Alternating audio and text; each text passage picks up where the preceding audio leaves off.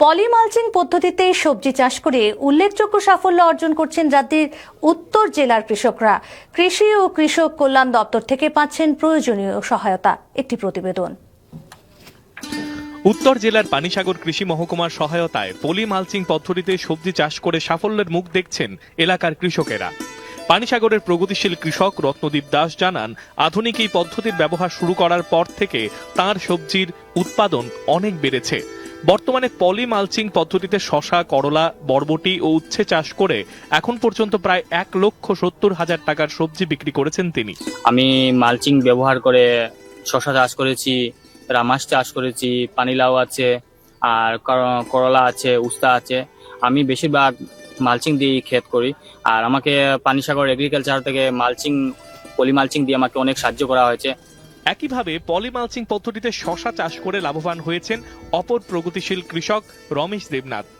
চলতি মৌসুমে এখন পর্যন্ত প্রায় 1.5 লক্ষ টাকার শসা বিক্রি করেছেন বলে জানান তিনি। এই পলি মালচিং পদ্ধতিতে শসা চাষ করছি, বিভিন্ন ফসল চাষ করছি, চাষে আমরা উপকৃত হয়েছি এবং এই বছর আমরা 1.5 লক্ষ টাকার আমি শসা বিক্রি করছি এবং কৃষি দপ্তরের এই উদ্যোগে আমরা অনেক উপকৃত হয়েছি। অবসরপ্রাপ্ত সরকারি কর্মচারী তথা কৃষক নিশিকান্ত নাথ এই বছর 3 কানি জমিতে পলি মালচিং পদ্ধতিতে শসা, ঝিঙে ও বেগুন চাষ করেছেন।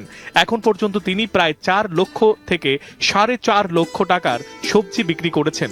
তার মতে, আধুনিক এই পদ্ধতিতে চাষ করে কৃষকেরা উৎপাদন বাড়ানোর পাশাপাশি আর্থিকভাবেও লাভবান হতে পারেন।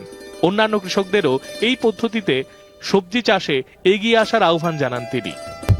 পলিমালচিং দিয়ে আরম্ভ করছি। পলিমালচিংটা ব্যবহার করায় দেখা যাইতেছে আগের তুলনায় ডাবল ইনকাম হইতেছে। পানিসাগর কৃষি মহকুমার সেক্টর অফিসার দিব্যেন্দু দেববর্মা জানান, পলিমালচিং পদ্ধতির ফলে উৎপাদন বৃদ্ধি ও জল সংরক্ষণের পাশাপাশি কৃষকেরা আর্থিকভাবে লাভবান হচ্ছেন। তার মতে, এই 3 প্রগতিশীল কৃষক আধুনিক পদ্ধতি গ্রহণ করে পানিসাগর মহকুমায় দৃষ্টান্ত স্থাপন করেছেন। এগ্রিকালচার টেকনোলজি ম্যানেজমেন্ট এজেন্সির তরফ থেকে আমরা কৃষকদেরকে পলি মালচিং এর ব্যবস্থা করে দিই। পলি মালচিং ব্যবহার করে বরবটি, শসা এবং করলা চাষ করেন এবং এই চাষের ফলে তারা খুবই উপকৃত হয়েছেন। সব মিলিয়ে কৃষি দপ্তরের সহায়তায় এবং আধুনিক পলি মালচিং পদ্ধতির ব্যবহারে সবজি চাষে নতুন সম্ভাবনা তৈরি হয়েছে পানিসাগরে। উৎপাদন বৃদ্ধির পাশাপাশি লক্ষাধিক টাকা আয় করে স্বনির্ভরতার দিশা দেখাচ্ছেন এলাকার কৃষকের। পানিসাগর থেকে বুদ্ধ ভট্টাচার্যের প্রতিবেদন, দূরদর্শন সংবাদ, ত্রিপুরা।